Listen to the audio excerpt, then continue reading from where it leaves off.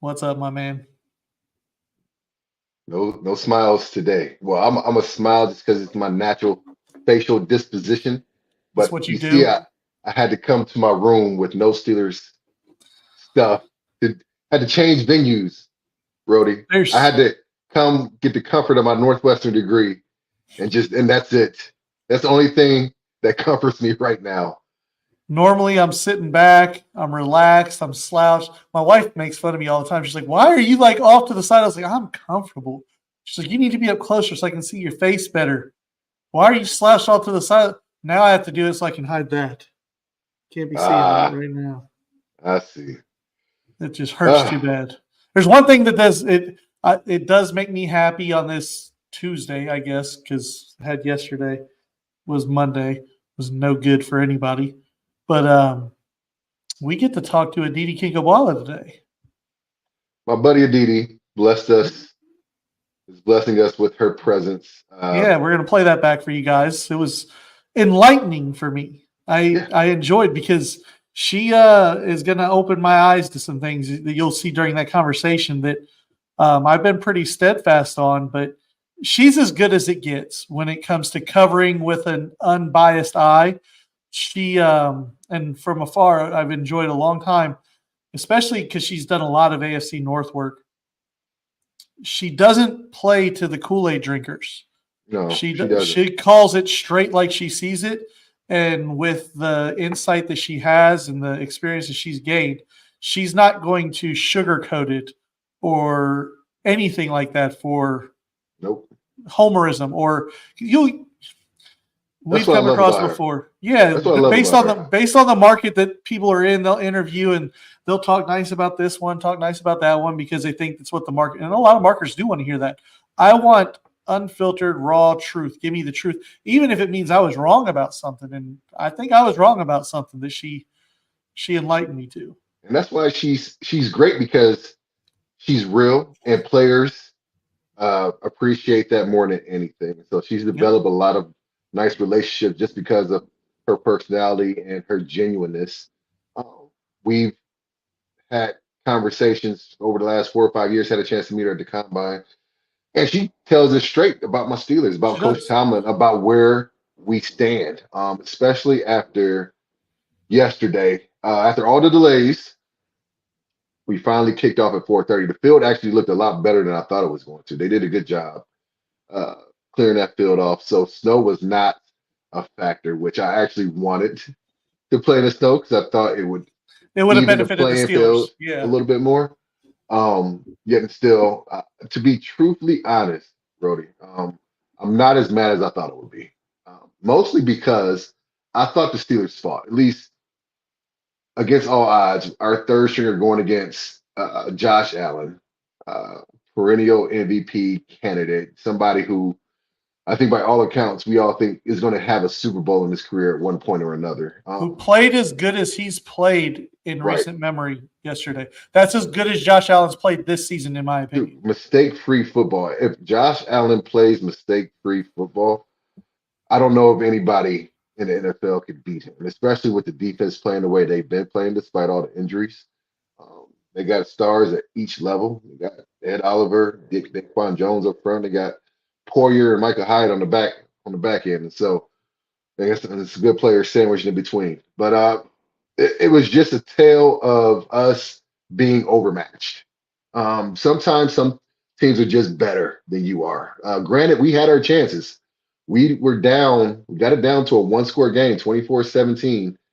And all we had to do was stop Buffalo with 6 minutes left. And they drove down and scored a touchdown. And some of the things that had plagued us that really got us to that deficit, some of the missed tackles, some of the untimely penalty calls. Miles Jack had two penalties on that drive. A questionable late hit on a Josh Allen slide, and then a holding call, a defensive holding. And mind you, it got preceded by a penalty on the field goal because Dan Moore got a personal foul for swinging at a defensive lineman. So they got the ball in relatively good field position on the 31. But that last drive was kind of a microcosm of how our season went. Even when close, granted we had a good record in close games, but when going against good teams, when you make those type of mistakes, it's really hard to recover from it. And we could not recover from some of the early turnovers and then some of the late penalties. And so it was disappointing. But I was proud of the fact that the offense as a whole um, really gave us an opportunity to be in that game after being down 21-0. So no moral victories in this game. No, almost only in horseshoes, right, Rody? But all in all, doesn't make me as upset as I thought it was going to be. So I don't like to see you down. I don't take pleasure in that. There are certain Right. people I do take pleasure in seeing them down, but I don't take pleasure in seeing. I want to cheer you up. Okay. I'm gonna do a little something to cheer you up. What you got for Just close your eyes, sit back, and think of better days. me? See, I don't know if this really cheers me up. But you're smiling. Look at that smile. There's that Trai smile.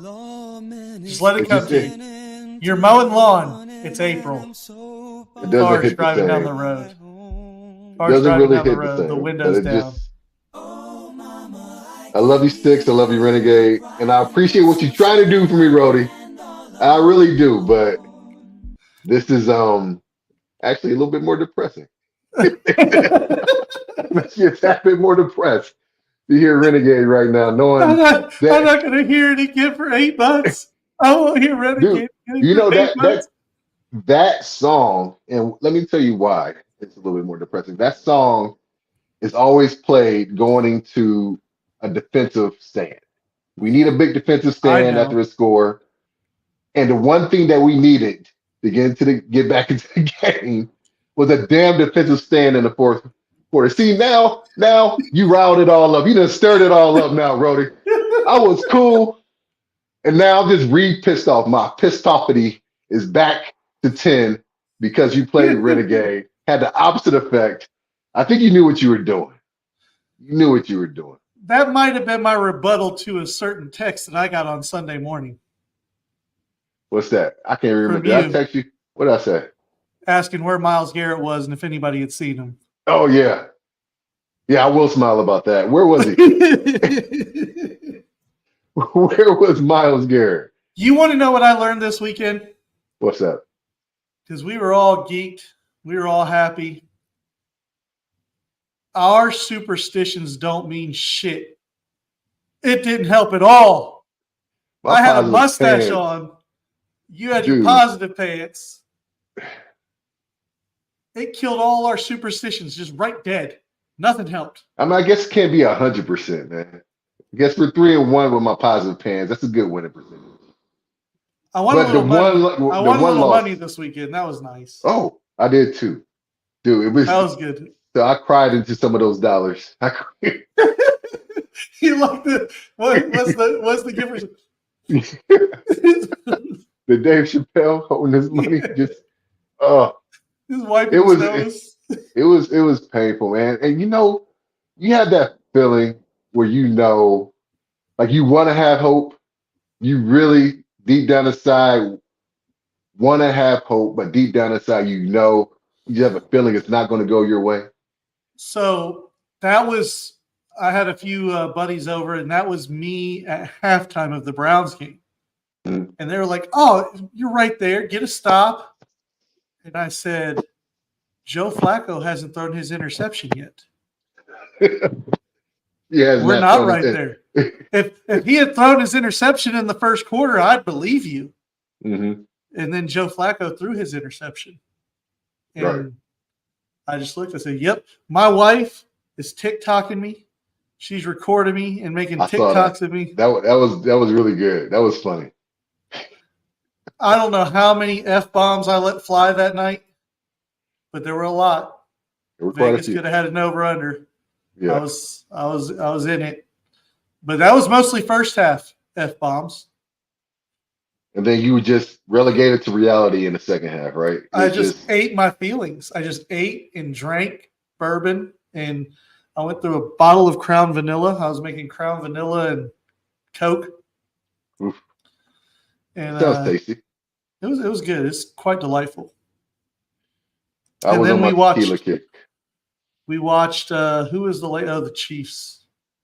Chiefs I don't even know Miami. what happened in that. Couldn't tell you two plays from that game, but it was on the television. I think I was just sitting there replaying every play of the Browns game and season.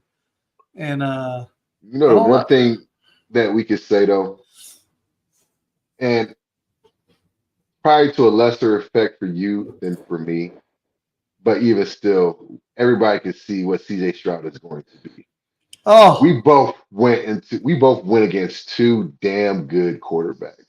And we were both playing with third and fourth string quarterbacks.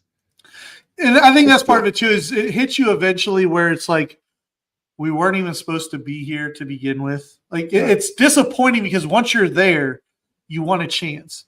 And right, then I think it's how we both lost. Both our teams had gotten there, hanging our hat on playing good defense and stopping the other teams. And then how we lost, we just got drug across the field by the other team's offense. It yeah, wasn't. It wasn't even. It was no contest in Houston. And like you said, the Steelers and their defense.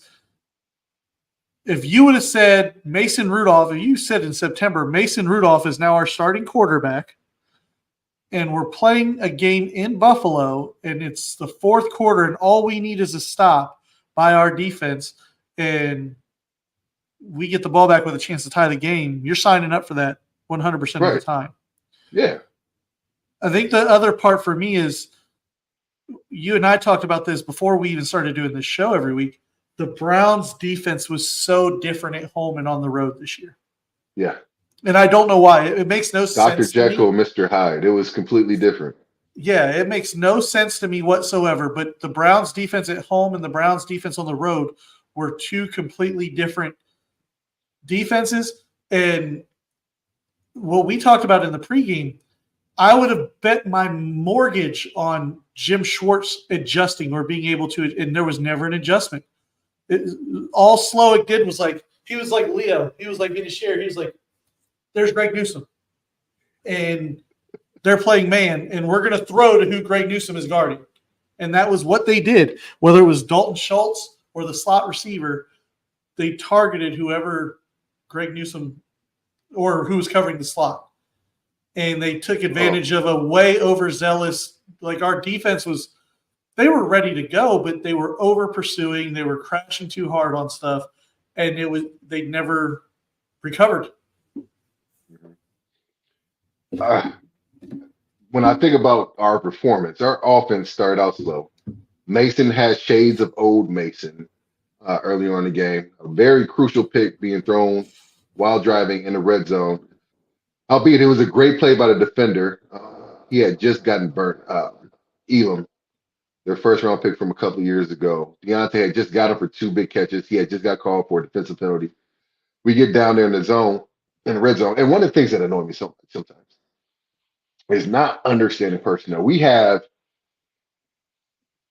out of all of our receivers in the red zone, we have Deontay Johnson, who stands at about 5'10". That's being generous. We have George Pickett, one of the best high point wide receivers, contested catch wide receivers in the league, especially in his young career. He's been on display multiple times. We have a 6'7" tight end in Washington out of Georgia, who was a big red zone threat for them last year. And we have not quite we got Pat Fryermuth, who's been a damn good red zone threat for us. But we try to stick a pass, a very low percentage, very tight window pass in the red zone, a very long throw. It wasn't quite from the opposite hash. It was like in between hashes, but still not the easiest of throws. And so I can't fully blame Mason. He did decide to throw it there.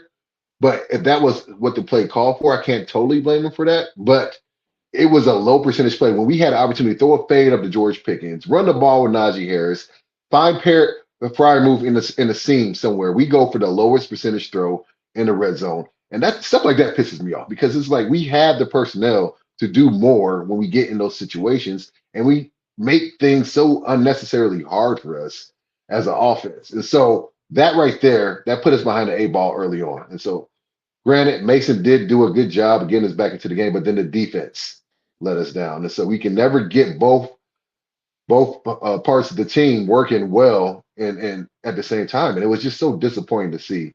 And now we go into this offseason with all these questions, man. I know for you, Cleveland has a bunch of questions. We have questions of every single significant position. At quarterback, we have probably our biggest question. We have a question with our head coach and Coach Tomlin. Will he be here?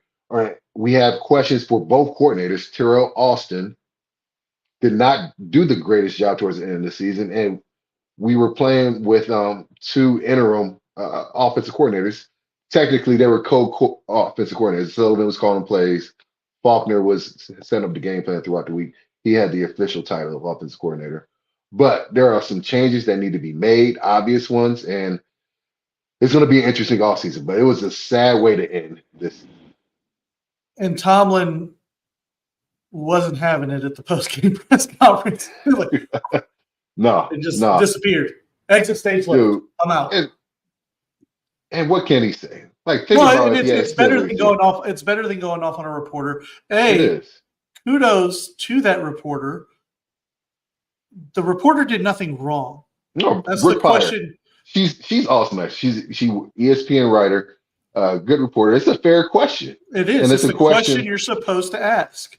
Yeah. And so often people get fluff and they just ask, and what do you think about the game? We just effing lost. What do you mean? What do I think about the game? They'll just ask stupid stuff.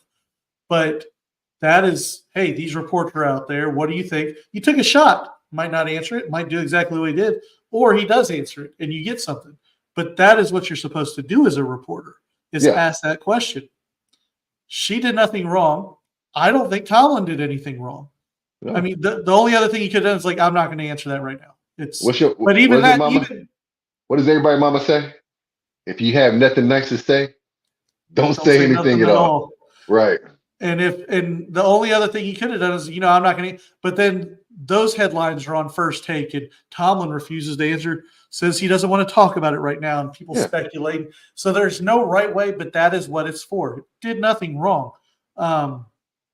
Somebody who knows a lot about asking the right question, what goes on in locker rooms, your friend Aditi Kinkhabwala. You want to go ahead and run back what she had to say? Yeah. Let's talk to Aditi a little bit. Oh, my good friend Aditi from CBS Sports and formerly of NFL Network is joining us on Pod Me Up. Thanks for joining us, Aditi. It's good to see you. Thanks so much for having me. It's funny that we're actually going to have these conversations now in front of other people, because we have been having these conversations for a few years privately, do a lot of talking behind the scenes. It's kind of how this was born. Is Trey and I would text on the weekends. Exactly. We're like, let's go ahead and let's clean it up a little bit, but let's go ahead and let everybody help. Yeah, I don't know that I could say everything that I say to Trey privately, but we can go ahead and give it a try. While we're getting started. Before we start, Rich, can we just do a wellness check? Trey, you feeling okay after what your Steelers did yesterday? You know what? Surprisingly, I'm not as mad today as I thought I would be. Really? Yesterday was, a lot of fans are blaming the refs. I'm not. We did not execute. We were overmatched. And we did some of the things that have been giving us issues the entire year. So I wasn't totally surprised by how it went down.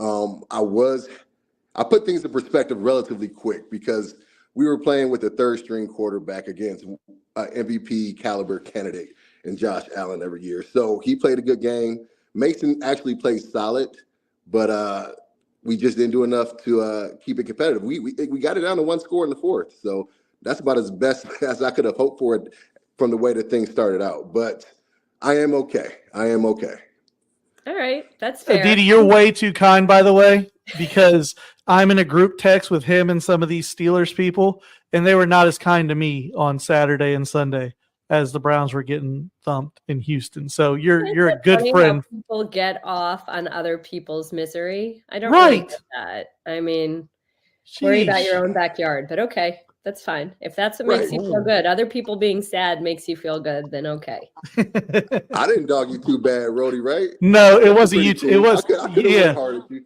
Well, we've got a cordial thing where you and I go back, but it's the rest of the Steelers fans that thought they were going to beat their chest on Saturday, forgetting they still had a game to play on Sunday, which was a little bit ironic. But the most important thing I need to ask before we get started with the in-depth stuff is, have you thought out yet from Kansas City? You know what? Just as I was starting to feel a little bit better, I got the assignment to be in Buffalo this coming week. I checked weather.com really quickly, and now I'm just not going to look at it again because, yeah, that I have never been so cold in my entire life as I was in Kansas City on Saturday. I was walking across the parking lot to get to the stadium and started crying. And I literally said to my producer, I'm not sure I can do this. It was that bad. Yeah. Before and I've got some extra meat on me too. And it was still so bad. It was just like in my face, horrible. But anyway. Well, before we turn the page to next season stuff, and I got a couple of questions, because I know you're really tied into Browns, Steelers, really the whole AFC North and football in whole. But starting with the playoff games this past weekend that just ended, I preach to Trai all the time.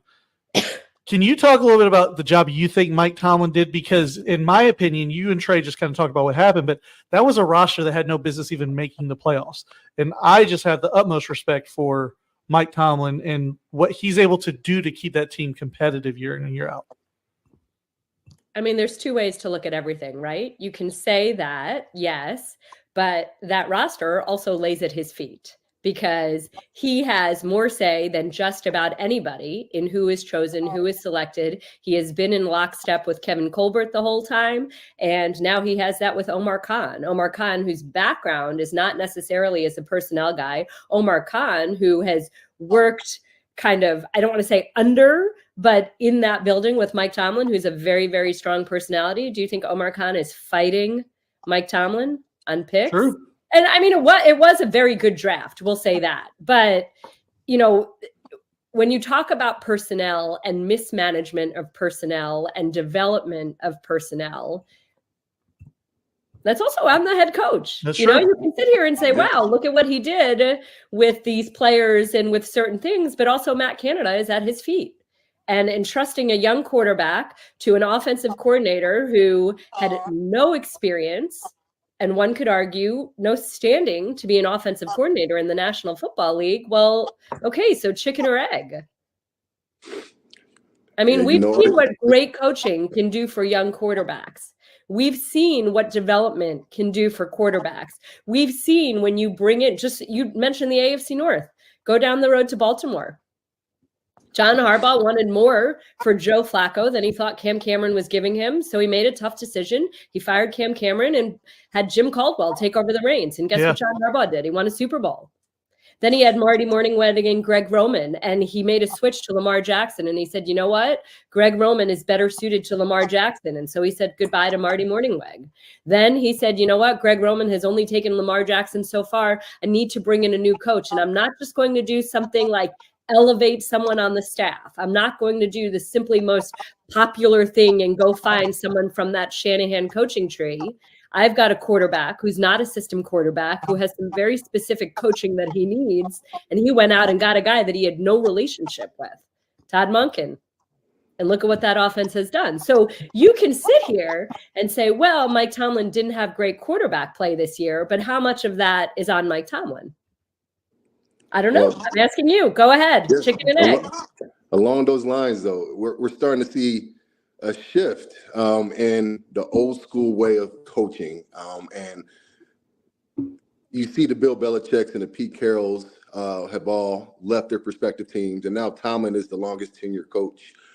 And you also mentioned how John Harbaugh, the second longest tenured coach, I think now, is willing to make the changes in order to kind of usher that offense or that team into the new age of way the NFL is going, but while maintaining the mystique that is the Baltimore Ravens. And I think the Steelers kind of stuck in a tough in-between spot because they want to keep the lure of what has been the Steelers gave them the prestige that has been one of the better franchises for years now.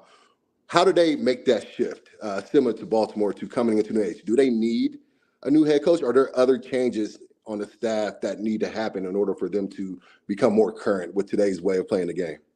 I think that we all need to grow and evolve and not be afraid of tweaking what we do. And the way that I parent my 2-year-old is not the same way that I parent him now that he's 8. And so 2 things can be true. Mike Tomlin can be a great coach who needs to adjust and tweak a few things. And I've said this over and over again. I've been consistent in saying it. I'll use the same exact line that I think I've used with you, Trai, this year. Mm-hmm. Nobody is A through Z. No one. No one is A and B and C and D and E and F and all the way down to Z. So Mike Tomlin may be A through X, but he's not Y and he's not Z. This is why you have ownership. This is why you have a front office that ostensibly is supposed to be strong. You go ahead and you help your head coach tweak Y and tweak Z. And if your head coach isn't capable of doing Y and Z, then you bring in someone who can. And I'll give you the perfect example. When I first got into the National Football League, I covered the New York Giants. Tom Coughlin was as strict of a martinet as it could be.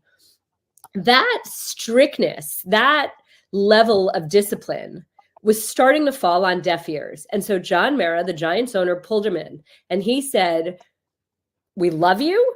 We believe you are the coach for us, but you need to tweak a few things. These players need to see who you are with your grandchildren occasionally. These players need to see that there's more to you than just this. So Tom Coughlin, what does he do? He adjusts a little bit. And then what does he do? He wins 2 Super Bowls. And his players love him. They say he's strict. You've seen, I mean, go and look what Mike Strahan says about how much he hated him, but then he appreciated him. So Mike Tomlin, maybe it's the opposite. Maybe he needs a little bit more discipline. Maybe Antonio Brown got away with not being at training camp. Antonio Brown got to be late for a flight to go see the Raiders, and Mike Tomlin held a plane for him. But maybe you don't sit here and not censure Deontay Johnson when he gives up on a play, and not censure George Pickens when he refuses to tackle because he doesn't want to, or refuses to block because he doesn't want to get hurt. You know, and you think about maybe when you're not fining guys for missing meetings, or you're not holding, forget the fines, you're not holding players accountable for missing meetings. What is the message you're sending to the rest of the locker room? And if you don't want to be the guy fining them, then have your GM fine them. If you don't want to be the guy sitting a player for not being all in, then let the GM do it. So again, I don't think that the Steelers need to move on from Mike Tomlin, but I think he needs a better staff around him. I think that he needs to hold players accountable in a certain way. I think he needs stronger veteran leadership within his locker room on the offensive side of the ball too. I think that a lot of the good gets lost in these other things that don't need to be that difficult. Aditi, I want to go to Cleveland. And you're just going to leave that? Trey's not going to even say anything back? I know, disagree with me? You have any thoughts? Well, I don't know that we can say anything. I'm kind of speechless because you've just completely 180'd my view on Mike Tomlin, to be honest. And really? Yes, because I am from Cleveland, Browns fan, and maybe it's just because of our history with our franchise in Cleveland. You cherish a man like Mike Tomlin. No, you've not seen that in Cleveland. But you're right. There's flaws within every one of these coaches that need to be addressed. And that's kind of where I was going to go with this is likening that. But Trai, if you got something on Tomlin, because you and I have gone back and forth, you flipped a couple times this season out of frustration. And yeah, heat in the moment type of conversations that we've had. Overall, I know and appreciate the greatness that Coach Tomlin is. And I can't disagree with anything that Aditi said as far as the discipline concerns. It sounds like that is the Y and Z that you're bringing up, that Tomlin is missing. It's the discipline, it's the accountability, and it's the staff. You know, I have a problem. I keep saying this over and over again. I have a problem with the longest tenured head coach in the National Football League not ever having a coach go on to be a head coach other than the guy he fired, Bruce Arians, and not having an assistant coach go on to be a coordinator other than another guy that he fired, Dick LeBeau, who was a guy that he inherited. Why has no young coach ever been developed to go on? If you have great coaches, people want to come and get them. No one wants to come and get these coaches. And I think part of being a head coach is coaching your coaches, is developing your coaches. So, and if you have great coaches, they're developing your players. Like, isn't that how that whole thing works? Right. So yeah, but again, it's hard to coach in the National Football League. It's hard to be relevant every single December. And I am a little sarcastic about it. At some point, what is your standard? What do you want? You know, Mike Tomlin, I've lived in this city now for 12 years, 13 years. He says we're hunting Lombardis. The standard is the standard. Okay, so a winning season isn't enough for you. You are the Pittsburgh Steelers. Your goal is winning in the playoffs, not winning in the regular season. Your goal is getting those trophies. If you haven't won a playoff game in 7 years and you're not anywhere close to any of those trophies, then really what good is all this? Yeah. So like, exactly. Who are you and what is your goal? Is your goal the playoffs? Is your goal a non-losing season, or is your goal winning a Lombardi trophy? Yeah. So I think that whole non-losing season thing is starting to fall on deaf ears, and people are just tired of it because, yeah, it's been 8 seasons, 7 seasons since we've won a playoff game. And like, former player, won a Super Bowl with Coach Tomlin, love him to death, but he's not above reproach. And what you mentioned are a lot of the legit issues that we got to go into. And so that's why I'm thinking going into this offseason, it feels different than it has been in the past. Even with the hot streak that we find in Mason Rudolph, Coach Tomlin can hang his hat on the fact that he finally made that decision, even though it's tough. He can hang his hat on the fact that he fired Canada finally after it was in your face that he was not the guy to continue on this team, and he kept him for way too long. But he did make the decision to let him go midseason, which hadn't been done. And so Trey, when we talk about Mike Tomlin winning a Super Bowl, that was a very, very different team. Your team was a locker room full of professionals. These were grown men who did not need to be policed, did not need their hand held, did not need to be taught this is how you go about doing your job. So now you have a different generation. Now you have younger players that maybe don't have that same level of professionalism of a Casey Hampton and an Aaron Smith and a Brett Kiesel and all of those guys and a Chris Hoke and all of those people that you played with. It's just different. So you need to evolve. And, you know, like we'll talk about John Harbaugh. John Harbaugh has won with 2 quarterbacks, with Joe Flacco and with Lamar Jackson. We're waiting to see. And by win, I mean winning games, although I guess people could sit here and argue that John Harbaugh hasn't won a playoff game yet with Lamar Jackson. Let's see. But anyway, my point is you need to evolve as a coach. And we can't keep going back to somebody won a long time ago. It's the same thing that people said about Bill Belichick. Belichick won with Brady. Then what happened? And he's the greatest coach of all time. I just think that it's fair to expect. I'm not the same reporter or journalist that I was 20 years ago. And I wouldn't have a job if I was. Rody, last one before I let you try to shift. You guys go ahead. I'm being enlightened right now because, again, when you talk about Mike Tomlin and stuff, I separate the two, front office from game day coaching, I guess, in my head. And I look at what he's able to do as a coach with that roster as far as keeping them. I just never put 2 and 2 together about how much say he probably, being as tenured as he is, has in forming that roster. And that's absolutely, to your point, Aditi, is that's part of the job at this point. And if you're failing in that regard, it's part of it. As we embark on this offseason, the biggest question, obviously, outside of Coach Tomlin and if he stays, is the quarterback position. We see the Final Four in the AFC. We got Josh Allen, we got Lamar Jackson, we got Pat Mahomes, and we got C.J. Stroud. All 4 MVP, and you can even put C.J. Stroud in that boat at this point. MVP caliber type quarterbacks, ones that are going to be playing quarterback for their team for the next decade or so. Kenny Pickett, obviously, is number 1 on the depth chart, even when Mason was starting.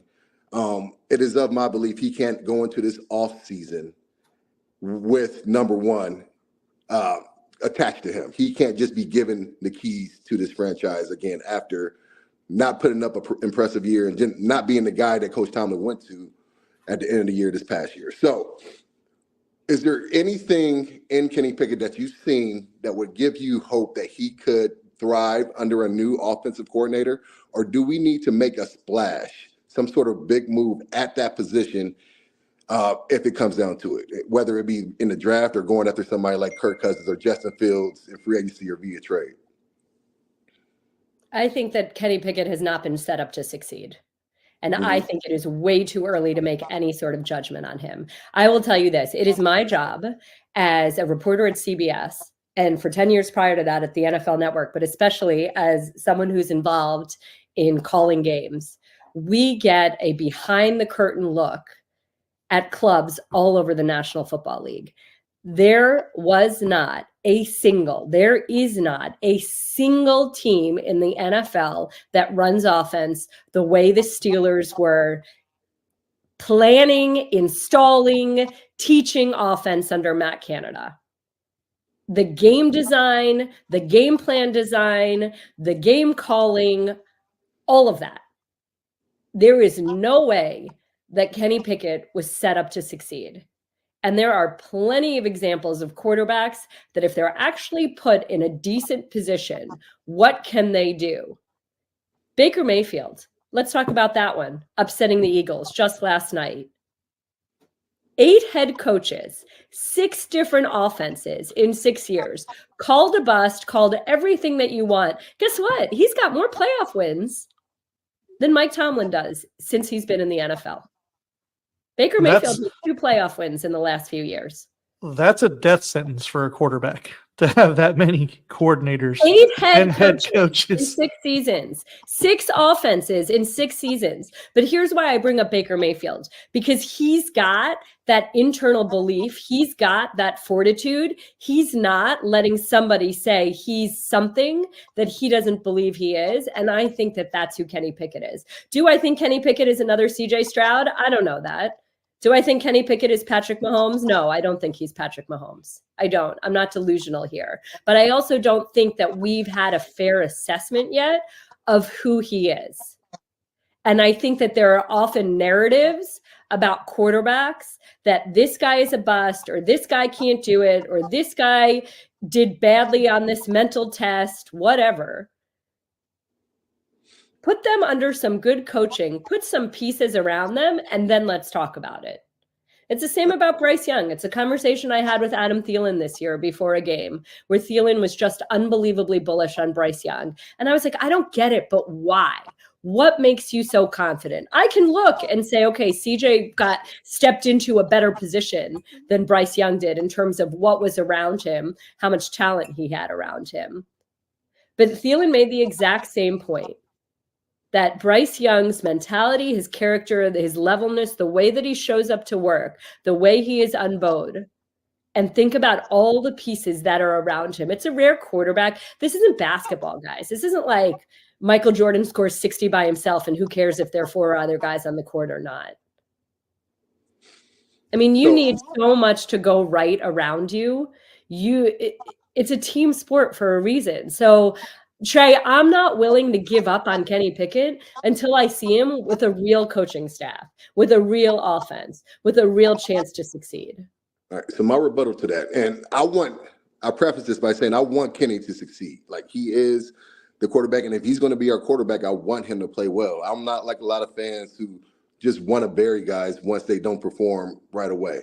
And so I will acknowledge the fact that he was not set up in the right situation with Matt Canada at coordinator. But I do look at other quarterbacks who were in similar situations where they weren't getting developed, and one was on our team, and Mitchell Trubisky, early on in his career with Matt Nagy up in Chicago. It was well documented that they thought that he was not developing him properly. But you saw signs of Trubisky having a couple of 400, 600, 6 TD pass games. He led the Bears to the playoffs one year. I'm looking for that spark in Kenny that shows me that he has the potential to do something, to be that guy for us. And through, I don't know, is it 20 starts now in his career? There hasn't been that moment. He had a couple of fourth quarter comebacks at the end of his rookie year. And it's always hard to play as a rookie, don't get me wrong, especially in the AFC North. But I'm outside of just seeing how he moves around the locker room, his demeanor. I've been well documented saying that I feel like he's a great leader. He has all the intangibles you want in the huddle as your quarterback. What I haven't seen is the physical skill set consistently. Like, he's not the most accurate passer. He doesn't have the strongest arm. His pocket awareness, which actually is the most concern for me, he seems to be seeing ghosts a lot of times. And granted, we can talk about that. We have a whole nother segment about the offensive line. I know they haven't been the best, and I know the offensive line coach has been a revolving door as well. But what is it in Kenny physically that you see that lets you know, or lets you at least give him more time to develop under a new coordinator? So I trust Mike Sullivan, who was Eli Manning's coach, Mike Sullivan, who's won Super Bowls. I trust Mike Sullivan when he says that Kenny can make all the throws that he needs to make. And here's what I'd say. You know that I talk to coaches around the league all the time. You're questioning his accuracy. Do you know the wide receivers were running the right routes? Do you know that the wide receivers were where they were supposed to be? Oh yeah. I mean, I'm sure it's all encompassing. I'm sure the wide receivers and running the routes, especially the way Deontay and GP were out there doing the things. I can't trust that they're doing everything they're doing on their end as well. To your point. I mean, I just think it's really hard. You can't choose this. You can't make this decision to stay or cut bait in a vacuum. You have to recognize that there are a lot of other factors. But going back to what you were saying, Rich, about Mike Tomlin, the Steelers had no succession plan at quarterback. No, there's nothing behind. And I talking about retiring for years and years and years. How many years did he hint at retirement? Yep. And there was no succession plan. So and Mason Rudolph was not properly developed. You know, when you look at it, Mason did fine comparatively speaking at the end of this season, but it was average. Look at what happened as soon as he wasn't playing with house money. Look at what happened as soon as there was all of a sudden, you know, and I'll say this, and I hope it's okay that I'll say this, but I was texting with Todd Haley last night, and he had actually publicly tweeted before I had even said it. I had said it in my chat with my crew. At one point, I was like, all right, this isn't the same Mason. Maybe it's time to go to Kenny Pickett. And then Todd and I were talking, and he said that he had actually tweeted that same thing before I'd even talked about it with my crew. Mason was playing with house money for a while. He thought he was done. He had already started looking to next year and had decided that his NFL career was over, what his real life job was going to be, where he was going to live. He was playing free. Right? This was all gravy. All of a sudden you get into the playoffs. All of a sudden there is actually some pressure. And Mason just from the very start looked very different. He looked tighter. He looked more nervous. He didn't look like himself. And he kind of looked like the Mason that we had seen where we sort of knew who Mason was. Right? And he played a team that was also in a playoff game, not a team that was just getting through the end of their season, a defense that was – the Bengals defense was bad down the stretch. There were injuries and stuff there. So, and by and large, Mason played average, but average was good. Yeah, I thought he played average was what they. I wasn't expecting Mason to light the world up, but I didn't think he played. I thought he played as well as any other performer. He proved he could be a backup in the league. Yeah, he proved he could be a backup in the league, and he can get a roster spot. He gave us a chance at the end of the game, and that's actually more than what I would have bargained for from him. So, Aditi, you mentioned something I wanted to kind of rewind to, talking about Kenny Pickett, and you had brought up Baker Mayfield as well. How much insight do you get when you are in those meetings with the crews and the teams and stuff like that? Because some of these offenses, to your point, are such timing and rhythm offenses. I know it was a big problem with Baker when he was in Cleveland. Once they went to having all this money tied up in the wide receiver room in Cleveland, I think Baker's in the perfect position down in Tampa now, because Mike Evans seems to be about as humble a star wide receiver as he's going to be, where he's supposed to be when he's supposed to be there. And you can count on that in a rhythm offense. And what would be the ideal system for the Steelers to put Kenny Pickett into? You know, but it's funny. There has to be trust. So yes, to what you said, Mike Evans was an absolute pleasure and joy when we got to sit with him.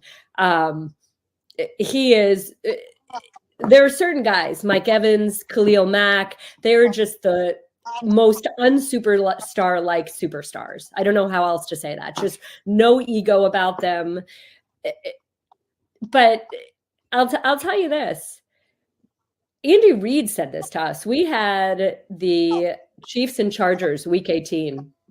And we were talking to Andy Reid about how his offense this year, the Chiefs' offense, is so different and so unlike what we've gotten used to. We haven't seen the explosive plays. You hear Patrick Mahomes, of all people, saying, hey, if we need to punt and let the defense do their job, that's okay. Sometimes you just have to take the underneath stuff. And Andy Reid said that he can see the hesitation in Patrick Mahomes a little bit because his receivers aren't always where they're supposed to be when they need to be there. So even Patrick Mahomes, who we think of as one of the most dynamic, freelancing, make things happen type of guys, even his head coach is saying that he needs his receivers to be at a certain spot when they're supposed to be there. And so that's just part of it. I'll also say, let me just say this piece of it, because I don't want some part being taken out of context. Andy Reid also gave Mahomes so much credit for being so patient with these young receivers, working extra after practice with them, never, ever losing his temper. McCole Hardman made that point to me, that Mahomes never, as competitive as he is, never gets angry at his receivers. He's just always there to work with them. But yeah, I mean, this is the nature of the game, and quarterbacks and wide receivers need to have trust in each other. That's it. I mean, even the crazy stuff that we saw with Ben Roethlisberger and Antonio Brown, when Roethlisberger had no business throwing the ball to Antonio Brown when he was in triple coverage. But that's also a level of trust that if AB wasn't going to come down with the ball, he wasn't going to let somebody else catch the ball either. You know, the individual talent of the wide receivers. I've talked to you, Trey, about how I think Antonio Brown's probably one of the top 5 route runners ever in the history of the game, but Ben trusted him to be, they put in the hours to trust where they're going to be. The first, and you've been around this game a long time at the professional level. I remember the first time it really stuck out to me, Aditi, was Carson Palmer and Chad Ochocinco, because Chad Ochocinco, another great route runner, but Palmer would throw picks because he wasn't where he thought he was supposed to be. And that level for a young quarterback, I mean, we're talking about Pat Mahomes, and we're talking about Carson Palmer. We're talking about established veteran all-pro quarterbacks who can get that little bit of doubt. If you're a rookie quarterback in Kenny Pickett or a young quarterback, it just will crush your development, in my opinion. So I remember I did a story at the Wall Street Journal. You could go look this up. This is the year before the Giants won their second Super Bowl under Tom Coughlin. Eli Manning threw 25 interceptions. And we went back and watched the all 22 of all 25. And I think 15 of them weren't on him. It's like he expected Hakeem Nicks to cut right, and instead he cut left. Or he put a ball, there was 6'6" wide receiver named Ramses Barden. He put a ball where only his 6'6" receiver could catch it, and the ball would go off of Barden's hands and into somebody else's hands. You know, sometimes, like I think there was one long one, it might have been against Indianapolis. I don't even know why I'm making this up right now. I think it was Indy, but whatever. He overthrew Steve Smith. Okay, that's on the quarterback. He overthrew your wide receiver. But again, like I said, it was something like 15 of those 25 interceptions were very clearly on the wide receiver and not the quarterback. So, but Eli Manning was the type of guy that could brush that off. That wasn't eaten alive by that. That's not every quarterback. I remember Charlie Batch once telling me that there are quarterbacks that will never throw a Hail Mary at the end of a half because they're worried about their interception numbers. And Eli Manning wasn't a guy that cared about that. He was going to give his team a chance. I think Ben Roethlisberger was that kind of guy too. Like, who cares if it's a pick? We're going to do what we can to give our team a chance. So, but that's not every quarterback, and that's certainly not every young quarterback. And when Trey was talking about Kenny Pickett's leadership, 100% he is that leader. But it's hard to lead when you're young and you don't necessarily have that body of work that makes you feel like people are listening to you. I'd be remiss if I didn't ask you one question about the Cleveland Browns having you on here. And to preface this, I want to go back to 2020. The Browns make the playoff. It's Stefanski's first year, and Baker has a great year. The Myles Garrett is still coming into his own. The defense plays well. They hang right there with Kansas City in the playoffs. A bad, Rashard Higgins fumble out of bounds from it even being a closer game. But it felt like all the momentum was moving forward the next season because you felt like you found your coach, you found your quarterback, you had your staple on defense. You knew where you were heading as a franchise. This is where I wanted you to tell me, where are the Browns heading because of all the injuries? What Nick Chubb are they going to get back? What Deshaun Watson? I feel like there's more uncertainty with the Browns going in toward next year now because of all the injuries. And I don't know what to expect next season. This should have been an 11-6 season that catapults them. And now I have almost more questions than I did after that 2020 season. I never, ever, ever count out Nick Chubb. Nick Chubb is probably one of my 3 favorite players in the National Football League, and there is nothing I have been told suggests that either of the surgeries were complicated, that he will not be able to come back from them. Of course, we don't know. The human body heals differently. Let's see, but I would never count him out. Deshaun Watson had put together his best outing against Baltimore before his season ended. I think it's very, very hard to have had the layoff that he had, to have the fits and starts. The season was just derailed by all the injuries. He was finally starting to put it together. I think he has a tremendous relationship with Kevin Stefanski. There's no reason not to feel optimistic. I mean, why? Like, why wait for the shoe to drop? Who knows? Who knows? It is hard to win in the National Football League. You don't know. But I do think that the Cleveland Browns have finally found the stability at the top of the organization that they need. I think that Andrew Berry arguably is GM of the year, constantly reloading that roster with the caliber of players that they lost. I think Kevin Stefanski deserves so much credit for keeping this team in it the way that he did. And again, I think you feel good about the leadership that's there. And I don't know. We don't know about Deshaun Watson. The same way about Kenny Pickett. We don't know. We don't know until he has some good coaching and he's in a stable offense. We don't know about Deshaun Watson until he's actually healthy and can put together, stack game after game after game. Then let's talk about it. I'm not ready to say yes or no on him yet as a player. Okay. Well, before we let you go, Aditi, first of all, thanks for coming on once again. I got to ask you this question. We need your opinion to break this tie. Who is the defensive player of the year this year? Oh, God. I heard Myles Garrett. You know, it's funny because a few weeks ago I said that, I mean, the playoffs are not supposed to matter, but you're asking me when the playoffs start.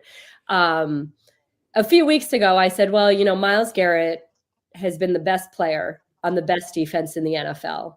And we've seen Myles just do some ridiculously absurd things while facing double and triple teams all the time. You know, I go back to early in the season and I had this game when he was playing with the Titans. You remember, where he's just running back and forth and the 2 guys are following him.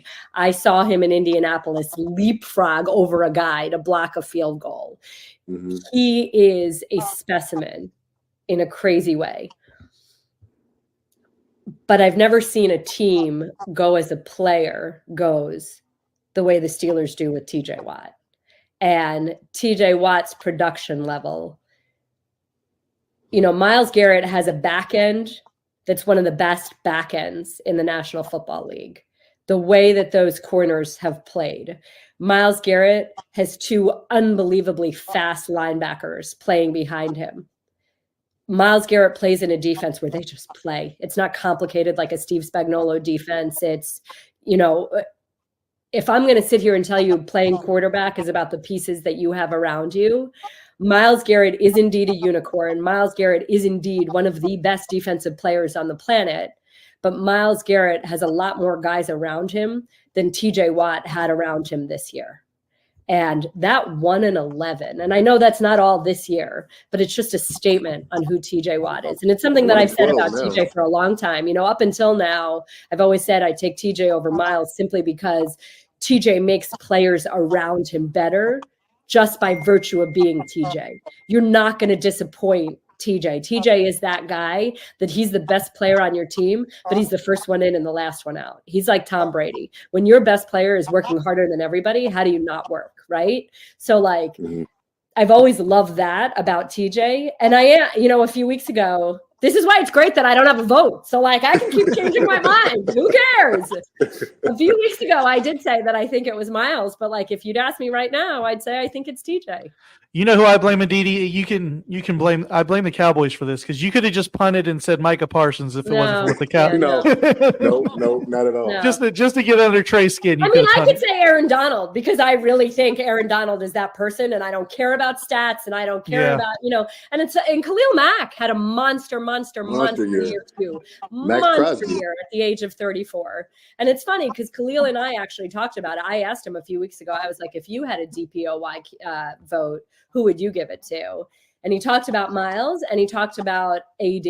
And he said about Aaron Donald, you know, like that he'll tease Aaron Donald he'll have a monster game, like whatever, let's pretend it's a 4-sack game. And he'll say to Aaron Donald, well, you just screwed yourself. You're going to face triple and quadruple teams all next week. In the middle of the line. Yep. Yes. And that's the thing about Aaron Donald. He plays in the middle of the defense. He is constantly, everybody is focused on slowing him, and it doesn't even matter. And Aaron Donald single-handedly won that Super Bowl. Well, but TJ does that too, right? Like, yeah. The Steelers were up in Buffalo a few years ago, the first year after COVID, and TJ won that game. So I don't know. I mean, this is like apples, oranges. Ask me in an hour and I might have a different answer. Who knows? I heard TJ. We're going to stick with that. I appreciate you, Aditi, for taking my side. Thanks for having me. Thanks so much, Aditi. Avoid the snowballs and the cold and stay warm in Buffalo. Yeah, I'll give you my look out my window. I got to go shovel the driveway. Oh, Trai is just teasing us all in his warm weather. It was a little wet down here in Atlanta, but yeah. It was 9 degrees here. Sure. Thanks, Aditi. Bye, guys. Bye. There she is, Trai. Yeah. Aditi. There she is. Pretty awesome. And had a lot of fun talking to her. She obviously has developed a lot of relationships that gives her unique insights on what makes teams click. Obviously, she worked with Pittsburgh for a while exclusively, and then has worked in Cleveland the last couple of years before she has her current assignment. But I mean, what she said about Coach Tomlin in that locker room and what has to happen in order for the Steelers to get out this rut, this consistent state of mediocrity. It all starts at the top, and Coach Tomlin is going to have to use this year to really surround himself with high-level coaches. It is surprising now that he is the longest tenured coach that he does not have one of his own hires that have gone on for as long as he's been around to be a coordinator or head coach. That is, you can't look at anybody else and say they coached the team that long and have not had anybody. And I didn't realize that. And again, and you listen back to the conversation. First of all, thank you to Aditi, because I love that we've gotten people on with us so far who just love to talk ball. Mm-hmm. Like I tried to move on because I didn't want to take up too much of her day and her time. She's like, no, let's go back. I want Trai to talk about this. And I'm just trying to get as much in as I can because she's a busy person. She's going to Buffalo again. She just was in Kansas City, Detroit. She's all over the place, and she carves out time for us to just sit and talk ball with us. So she got some little ones to take care of too. So I know she's a busy lady, but I'm really thankful she's got driveways to shovel and things like that to do. But so yeah, I'm just trying to get in. She's like, no, I want Trai's got to weigh in on this. And so the people that are coming on to just talk with us like that, because she really did, and I mean it when I say this, I didn't ever just put 2 and 2 together about Tomlin and his involvement in the front office and how much he's responsible. Like I said, I look at it and I do see that he is getting the most out of a roster that is just not a very good roster. But I've also absolved him of his responsibility in that roster and choosing those players. And some of that blame lies at his feet. And that development lies at his feet as well. And most importantly, the staffing hires, to what your point, what you just said, more so than anything. And because keeping Matt Canada around. Right. Having Colbert, who has a history of success, you knew that he had a say in the roster, and Tom had a say. You could absolve him to a certain extent because it's not a total Tomlin decision. Who he brings on his coaching staff, though, I don't know if you can take any blame away from Tomlin. He's hiring these coaches. That's his staff. And that's who and he's stuck with the staff. Not only have they underperformed, he's given them ample opportunity to improve, and they didn't, and he kept them on despite that for a long time, to the detriment of player development. And so when that's all said and done, give him credit for getting this team, dragging this team to a playoff appearance, but you got to go at him. You got to lay the blame for the performance, because a lot of the reason why we have such a low ceiling is because of some of the decisions he's made with the coaching staff. And to your point, that's why I think, and we brought this up about a month ago, I think that both sides may be better suited just to do that at this point. Well, she brought up some good points. Aditi brought up some good points about the adjustment that John Harbaugh made. And so for a long time, I used to think that Harbaugh or the Ravens in general tried to run their franchise, their organization, similar to how Pittsburgh did. A lot of decisions they made, how they played the game of football, they had to really look at the model that Pittsburgh did. And so that's why Baltimore and Pittsburgh were so much alike, especially in the early 2000s. And that's why the battles and the rivalry is so fierce, because we are built similarly. We have some of the same philosophies and principles that permeate throughout the entire organization, from the players to the front office to the coaching staff. But what Harbaugh has done, he has evolved. He has identified issues when it comes to coaching and the chemistry and the mix that she brought up. Cam Cameron and Joe Flacco. Cam Cameron had to go. They brought in Jim Caldwell, and Caldwell was able to put it, and that was later in the season too. I think maybe like not to like week 14 or something. I remember when that happened.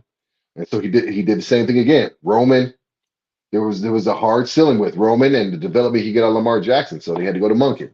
And Monken was able to really open up some things for Lamar Jackson in that offense. And so you want to see if Tomlin has the ability to do the same thing.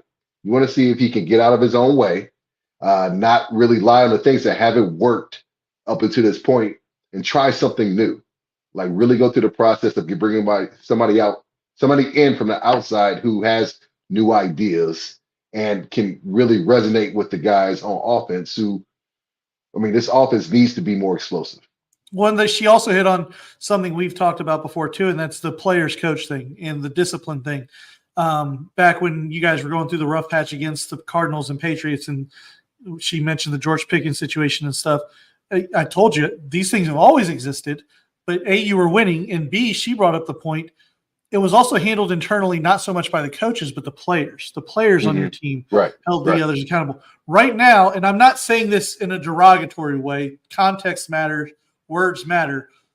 It is a roster full of babies, especially on the offensive side of the ball. And I don't mean babies like in the crybaby sense. I mean a very, very young team. And there's not that person that Tomlin can say, you have it on defense. You still have Cam on defense for right now. You still have TJ on defense. But what happens when you get to a situation where now that side of the ball flips over too, and the inmates are running the whole asylum, not just one side of the ball? Yep. And there's nobody on that offense. Again, Kenny, to your point, and I do believe this about him, is I don't think Kenny Pickett is good right now. I didn't think that he was worthy of a first-round draft pick, but he is where he is, and he was drafted where he was drafted, and you have to do with that what you will. But I do think that he has those leadership qualities and intangibles that you've always talked about, but you have to be good. You got to be good. Guys will not follow you just because you can write a nice speech, or you knew the right thing to say in the huddle, or you work out good. Like you know, like those things are great and they matter only up to a certain point. And so, and to your point about the youth, yes, they're young, they're babies, so to speak. But we can't even use that as an excuse anymore, because there's another team that's even younger than us on the offensive side of the ball that is having success, won a playoff game on Sunday, and that's Green Bay. They have a quarterback that's just as young as Pickett. Green Bay and Houston. Yeah, Green Bay and Houston. They both have young quarterbacks, and they have all their skill position guys are young. Green Bay is like the youngest team in 50 years. By the freaking way, shout out to Green Bay, baby. Way to get us off the hook. Way to get us off the hook. Right. Because I was actually worried about the Houston game. How long did I talk to you? I talked to you for weeks ahead. You told me. Ahead to it. You weren't the only. Like my buddy Brentley, who's a big Browns fan, born in Youngstown. He told me, I don't want to play CJ Stroud in Houston. He said y'all would rather play Miami. Yes. In Cleveland. Yeah. Would have much rather played Miami. I told you weeks leading up to it, Houston's got to lose one of these games. Come on, Jacksonville. I was my You want level Indy of, or Jacksonville. You my did not want level of Houston. festivity when, again, we did our grind my gears and stuff. Why do you think I was so pissed at Trevor Lawrence for being selfish and trying to sneak the ball in? We'd be going. We would have beat Jacksonville. No You ifs, would have ands, beat or buts Jacksonville. about it. You would have beat Jacksonville. Yeah. And it So would have saved you from this heartache because you wouldn't have made the playoffs. So we'd have both been better off. no, I mean, I still I see where you went there. No, hard stop. Hard stop. You felt much better about your situation. Mason Rudolph would No. still be the starting quarterback going into the next season for how he performed down the stretch, and you'd be good to go. Yeah. But no, You can't blame youth, man. Like these guys, we talked about how quarterbacks are coming in to the league woefully unprepared. And by and large, they are. CJ Stroud is an enigma. You know, it's rare that you have a quarterback come in on a historically bad team with a the way rookie that he's coach. been a sponge, the way that Yeah. he's progressed this year amazing. has just been phenomenal. And Jordan Love, and Green Bay just knows how to do it. They know how to draft quarterbacks, and they do it in a way that gives the guy time to develop, even though they're pissing behind their predecessor. Obviously, Aaron Rodgers did it for 2 years and 3 years with Brett Favre, and Jordan Love did it for 2 or 3 years behind Aaron Rodgers. And so, but you can see the benefit of having that. And we brought up the fact that we didn't have a succession plan in Pittsburgh. We drafted Mason Rudolph, but in the 3rd round, he was never supposed to supplant Ben.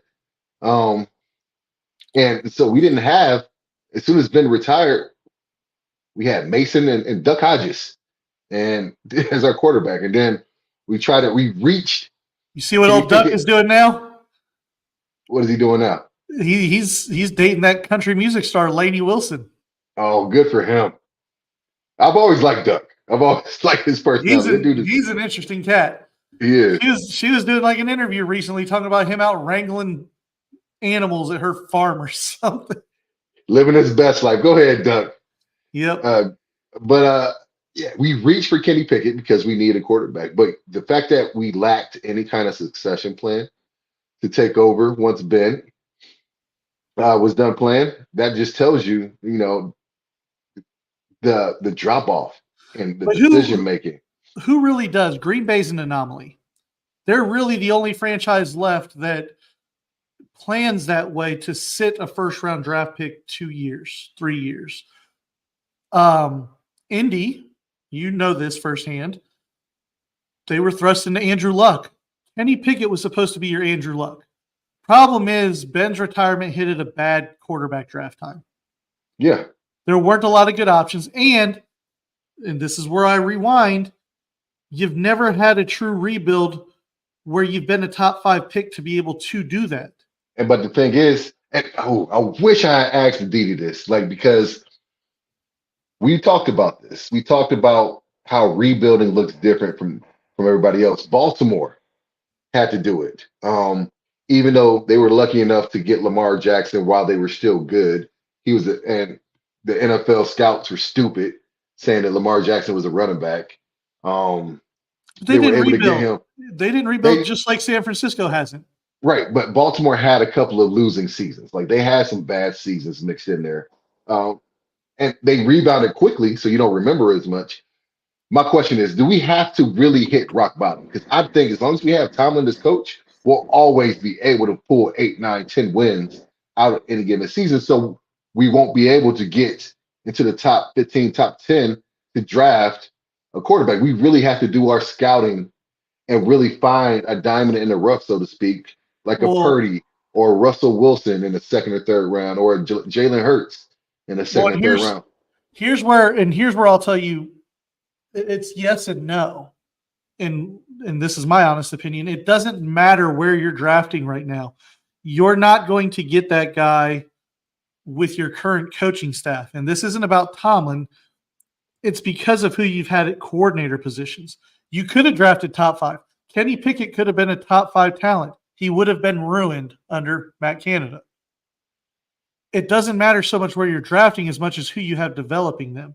So it was very insightful to hear how Aditi talked about the preparation on the offensive side of the ball under Well, Canada. Najee said so much without saying so much earlier. Right. Najee Harris said a Mhm. lot of that stuff without saying a lot of that stuff. Guys knowing where the play's going and things like that, and how Kenny said elementary it it too. was. Kenny said, Yeah. what he said in one press conference, we went into this week thinking they were going to play man and they play zone, and we couldn't adjust between those two.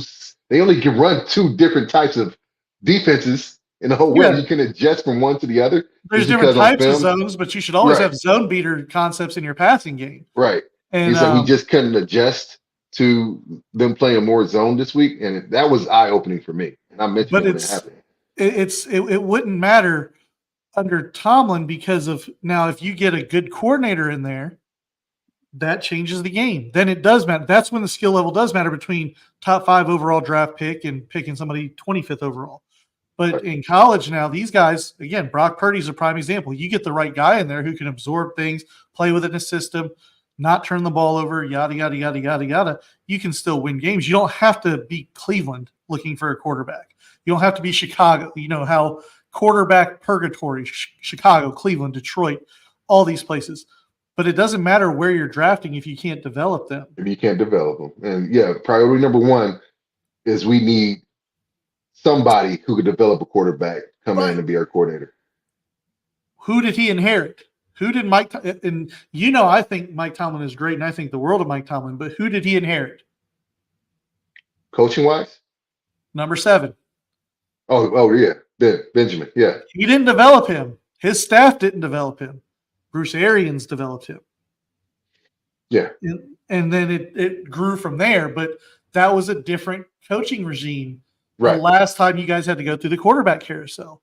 And Right. Bruce Arians, for all things, he's an offensive genius. He was in Cleveland. Yeah. And he got the world out of Kelly Holcomb somehow. Bruce Arians knows quarterback play. He knows his quarterbacks. When he was coach of the year in Indianapolis, when Coach Pagano had to go for a hiatus because of his cancer treatment. And so BA stepped right in, and Andrew Luck had his best year ever under BA. So yeah, like it's right there in front of our face. Like Coach Tomlin needs to get outside of whatever it is that's making him make the decisions that he's made in the past for hiring offensive coordinator and defensive coordinator. He needs to come up with a new process and evaluating which kind of coaching, what kind of personality he brings on his team that can mesh and get the most out of these young players. Because starting next year, you're going to need that offense to carry the load. Some we saw those cracks that you and I have been talking about in that defense in the Buffalo game. That's you can't go through a whole season anymore with a defense holding other teams to 15 points a game, and your offense just leaving them out on the field all season long. So with the age of some of those defenders, and you need depth at certain linebacker, defensive back, offensive line, like there's holes that you definitely need to fix, but the offense has to start carrying that load. Who's out there? That's a conversation for another day. I'm going to let you do a wish list of who do you want. I mean, I'm cheap. I can go out there and put together Matt Canada's game plan. Pittsburgh's a short drive away. Dude, we're going to dive in tough this offseason on both our teams, on where our priorities on offense and defense, coaching wise. It's a lot to talk about. This offseason is going to be fun. It's going to be involved. There's a lot We got other sports to talk about too, though. We got other sports to talk about, but like this draft class is about as quarterback heavy as it has been in recent years. And so it's going to be a lot of interesting conversations we're going to have this year on Pod Me Up, my man. That's what's tough for you guys is you can get a quarterback this year in those middle picks, right? If you wanted one. So it's going to be tough. We have a lot more NFL playoffs, though. Funerals are over. We shut the casket today. This was us saying goodbye to 2024. Q Sarah McLaughlin. I will remember you. I'll remember you, Joe Flacco, for that magical 6 weeks. You did give you magic. I will not remember Nick Chubb's knee turned inside out. Yeah. Godspeed, Nick. I hope you come back fully healthy. I'm just happy to see him walking around again at games and stuff because I thought he might have been done, like done. This is good. So I'm happy that Najee Harris quieted some doubters out there. A lot of people. I was one of his detractors earlier on, but I think the last 5 or 6 weeks, people really see that Najee is a good NFL running back. he got better. He got better. He got better. Still some vision things that can be. Mhm. But you guys, I think if you found one thing, you have a decent 1-2 punch at running back. We do. You have a decent 1-2 punch at running back. A lot of other questions on offense, and then some depth issues on defense. I'm happy about Omar Khan hitting a home run in his first draft. We have 4 guys that are going to be Pittsburgh Steelers for a while, and Joey Porter Jr., who played absolutely one of the best years for a cornerback this year. He is going to be around for a long time. I love his attitude. He has some of that dad swag, peasy from back in the day. He definitely gave his son the tools needed to be an aggressive cornerback. I thought we hit our home run with Keanu Benton. He's going to be a big-time player for us. I think he learned a lot under Cam on the D-line. I think Nick Herbig is in a great situation, learning from Alex Highsmith and, of course, T.J. Watt. And then we are drafted really well this year, and I'm excited about their future. But we need another one because, like you said, we have a lot of holes to fill. Broderick Jones, I can't believe I missed him. Our first-round draft pick, Broderick Jones, came in and really was the catalyst for our running game getting off the ground at right tackle. I think he's playing out of position. I think they move him back over to left tackle, and then we address the right tackle position and draft again. But we need another hit in the draft this year. We need some foundational pieces in this draft. We need to bring in a good free agent. But all in all, I'm happy for Omar in his first year. We got some guys in the 2023 draft that are going to be Steelers for a long time. Well, one thing we'll be able to do is save some time on the Browns' first-round draft pick because they still don't have one yet to get a full season out of Deshaun Watson. But I'm excited to watch I'm excited to watch Detroit, Tampa. I'll be pulling. I mean, we're in agreement. We're go Texans this weekend, right? Texans over Baltimore? Ravens. Yeah, definitely. It's go Texans this weekend. So funeral shows are over. We got it out. We're moving on. Got it out of our system. It's out of our system. You're going to be back in the lab tomorrow in your normal sitting spot for tomorrow's show. Yeah, you can go back. You can go back and be around it. And we're going to be back to fun, loving, happy times. No more mustache. Playoff mustache was gone that night. Went bye-bye. And then now the only sad thing left is only about 3 weeks left of the NFL season. No, let's just cherish this moment, cherish these playoffs. Hope we have some good games this weekend. Yeah. So we'll do it again tomorrow. All right, my man. All right.